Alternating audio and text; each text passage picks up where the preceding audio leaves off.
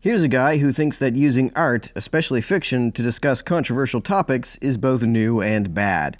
As I've mentioned before, the purpose of wokeness being infused into modern pop culture is all part of an ongoing, broad-spectrum, multifaceted process of subversion of Western societies. What does that even mean? What even are Western societies, and how are they being subverted? Anytime I hear anyone say this, all they seem to mean is that they're having their preconceived notions challenged, and that scares them. They often can't point to specific consequences, so they gesture broadly to some vague injury done to Western civilization.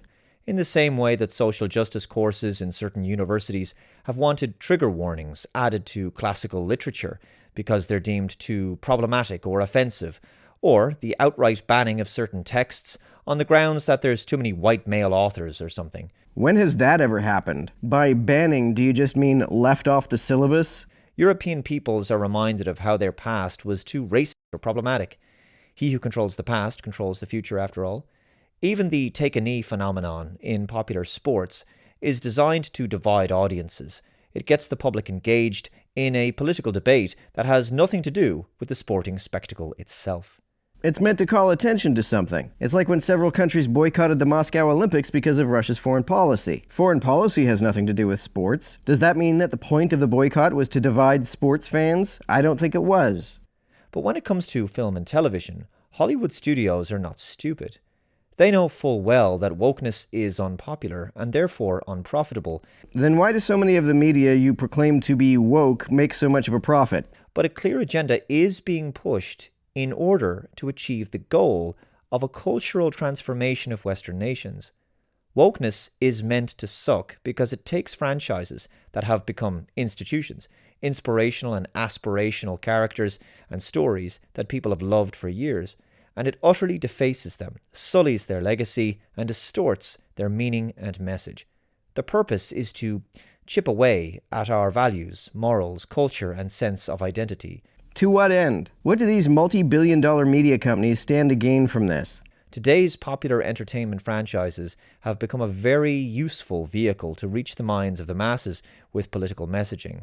What we've witnessed at a macro-political level for several years now is the dividing of society along partisan lines.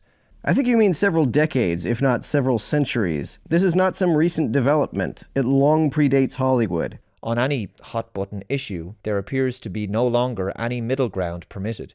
It's either left or right, no compromises allowed. The U.S. just elected Joe Biden. He was a compromise between Bernie and Trump. There's no longer any give and take. This has been part of the process of divide and conquer. This has given rise to cancel culture as a result. And I wonder to what degree that divide and conquer element has permeated pop culture fandoms also. Because clearly, there's a good chunk of many franchises like Star Trek, Star Wars, Doctor Who, various comic book properties. There's a good chunk of the fan base who actually quite like the new woke, politically correct versions of these productions. How is it new for Star Trek to be woke? The entire reason Gene Roddenberry created Star Trek is because the network airing his previous show, The Lieutenant, wouldn't let him do stories that were as woke as he wanted. So he figured he would do a science fiction show to sneak woke themes in allegorically. The whole point of Star Trek, from the very beginning, was to be woke. There's clearly people who love Star Trek Discovery, Picard, Batwoman, and the latest series of Doctor Who, or the new Bond movie, for example, No Time to Die. Or they enjoy the latest less-than-stellar Marvel Cinematic Universe productions, or the latest feminism-infused Star Wars films. Episodes 7, 8, and 9 all made a profit. In fact, each of them made over $1 billion. It seems as though more than just a good chunk of people like these movies. I'm sure there's even people who loved Ghostbusters 2016. And if you enjoyed these films and TV series, then good for you, though we'll have to agree to disagree. I certainly wouldn't want to live in a world where we all like and dislike the same things. Then why are you complaining about a divided fan base? But myself, and I think a sizable section of the fan bases of these franchises, are less than enthused by the creative direction and political themes being pursued by the producers of these properties. Fan bases have always found things to agree and disagree on, but in the 90s it was who's better, Captain Kirk or Captain Picard? Years before that, it was who's cooler, Captain Kirk or Han Solo, whatever. It was good-natured, nerdy disagreement. These days, it appears that the divisions amongst fan bases are much less good-natured and far more fundamental and even antagonistic. Don't you think you're contributing to that by deriding the newer stuff as woke and coming up with imagined plots about these media being developed for the purpose of destroying Western civilization?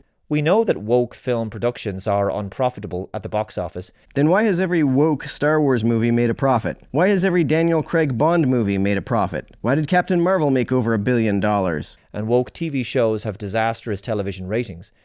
There's more than enough evidence of that now. Then it should be pretty easy to cite some of that abundant evidence. But the cultural revolution being pursued at present is being pushed upon us at all costs, it seems. So I think what we have to understand is the idea of going broke after getting woke is of no real concern to Hollywood right now. The agenda matters more than profits, and considering the gargantuan wealth of these studios, and especially their financiers, they can probably afford to make a net loss on such woke productions. The ultimate profit comes from the social engineering and long-term cultural change they can bring about. So short-term considerations like box office receipts can be overlooked. Yes, because as we all know, enormous for-profit corporations love to hold out for ultimate profits that can only be achieved long-term. They're especially fond of them if they have to sacrifice short-term gains in order to get them. That's how corporations work. None of them have any shareholders to answer to, I guess. And if there are long-term profits, how do you square that with your favorite slogan, get woke, go broke? If companies can afford short-term losses to realize the long-term profits of social engineering, whatever that's even supposed to mean, then they aren't going broke, are they? But of course, get woke, go broke isn't even true in the short term. Conservatives love to tell themselves that it is, because they can't bring themselves to admit that their beloved market economies could possibly produce things they don't think are any good. This is ultimately why shared values matter in a society, because it's one of the primary means of uniting people and ensuring social cohesion. This is why the subversion the West has been facing for generations has been achieved through gradualism, and through attacks on basic foundational structures of the nation, such as family, creating divisions between the genders, and vandalizing culture and promoting degeneracy and moral decline. In media, this is evident in not just film and television, but in modern art, brutalist architecture, and garbage pop music. The vandalism of art is fundamentally an attack on beauty and creativity. I thought you said you wouldn't like to live in a world in which we all like and dislike the same things. If that's the case, why do you want us all to have the same values? Also, there are people who find brutalist architecture and modern art beautiful. But even if there weren't, to try and restrict art to mere expressions of beauty would be an attack on creativity, because it implies that everything which is created must only ever be allowed to be beautiful. The human imagination is capable of creating works of extraordinary ingenuity and value that can inspire and move us emotionally. So, by corrupting and debasing man's creations, diluting and undermining the quality of his work, it ultimately lowers man's own self-worth and sense of value. But a major goal of the media you deride as woke is representation of marginalized people. Conservative media critics sometimes call this forced diversity, which of course implies that media would never voluntarily include such a level of diversity. The reason why marginalized groups push for diversity is to increase the dignity with which these groups are represented in order to increase their self-worth and sense of value. It's telling that Dave thinks that increasing the dignity of marginalized people somehow detracts from his own dignity. It's equally demoralizing for the audience as much as it is the original artist. This is how the seeds of nihilism and fatalism are sown within a culture. Add to this the fact that there's a bought and paid for mainstream shill media who go out of their way to champion the latest woke film or TV series and malign large sections of the fan base if they refuse to accept the decline in creative quality or outright vandalism of the product. This serves to create divisions within fan bases that never previously existed. In the case of pop culture icons, major entertainment franchises that have succumbed to the destructive nature of wokeness, this serves to alienate audiences from their beloved franchise and/or characters, but also to divide fan bases along political partisan lines that had previously never infringed upon or had anything to do with the original work. And what precisely are the fans divided about? Dave would have you believe that it's woke stuff, as if countless Marvel characters in Star Trek didn't start in the 60s and deal allegorically with the most divisive and controversial topics of the time. He doesn't seem to notice this because he grew up with it, so it's normal for him. Even though a lot of these franchises are continuing the social commentary they have always engaged in, now that it's the stuff that wasn't discussed as much when he was a kid, it's all of a sudden dividing fan bases. A lot of the pro-woman, pro-LGBT stuff that you see in media now is only divisive to fan bases because it expands those fan bases to more demographics. Dave and his buddies don't like that these demographics are represented, and they don't want to interact with them in fan spaces. They think that these fandoms wouldn't be divided if all these extra people were simply kept out. Dave wants peace through gatekeeping.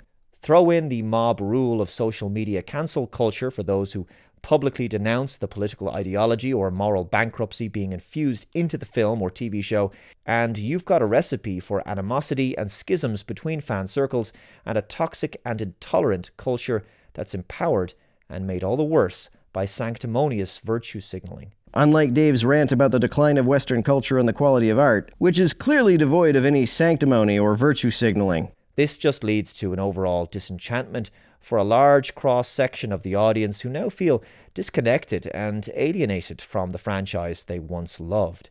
You may have noticed that far too many of the most powerful franchises that have fallen into the cult of wokeness have become devoid of fun, hope, optimism, and inspiring stories and characters. I guess if you're not capable of finding female characters, characters who are people of color, or transgender characters as inspiring, it's devoid of them. But for the folks who are seeing themselves on screen in a major role in a major production for the first time, that is simply not the case.